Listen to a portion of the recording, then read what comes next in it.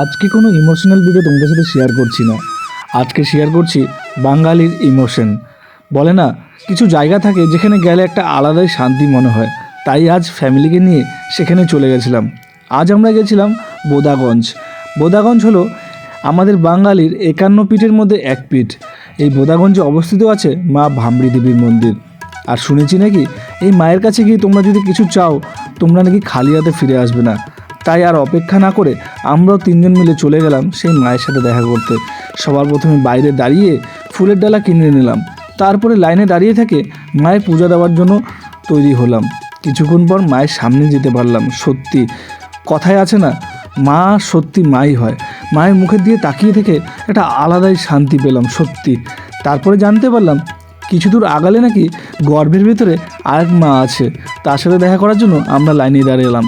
তারপর লাইনটাকে পার করে ভিতরে ঢুকে সেই মায়ের সাথে দেখা করলাম এবং সেখানে পুজো কমপ্লিট করার পর কিছুক্ষণ দাঁড়িয়ে থেকে তারপর আমরা বাইরের দিকে বেরিয়ে এলাম। সত্যি বাইরে আসার পর একটা জিনিস দেখে তো আমি চমকে গেলাম। সত্যি একবার ভেবে দেখো তো, দুটো বট গাছ নিচ থেকে সোজা উঠেছে কিন্তু উপরে গিয়ে জোড়া হয়ে গেছে। বলে না, প্রকৃতির শক্তির উপরে কারোর শক্তি চলে না কিন্তু। আর এই ভামড়ি দেবীর মন্দিরের আশেপাশে পরিবেশটা সত্যি এতটাই ভালো না বলে তোমাদের বোঝাতে পারবো না। কারণ হলো যে মন্দিরটি অবস্থিত ফরেস্টের মাঝখানে।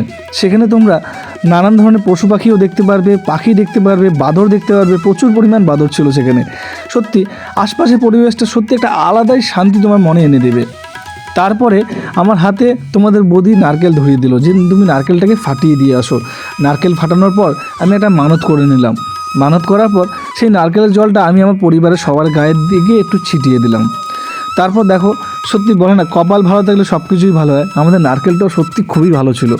তারপরে নারকেলের প্রসাদটা একটু মুখে দেওয়ার পর একটু আমি এদিক ওদিক ঘুরছিলাম। হঠাৎ করে দেখলাম কিছু মানুষ লাইনে দাঁড়ানো শুরু করলো। কিসের লাইন হচ্ছিল আমি ভাবতে ভাবতে আমিও গিয়ে লাইনে দাঁড়ালাম। বলে না, কপালে থাকলে সব কিছুই পাওয়া যায়। আমরা ভাবতেও পারিনি যে আমরা মন্দিরে গিয়ে মায়ের ভোগের প্রসাদও পাবো।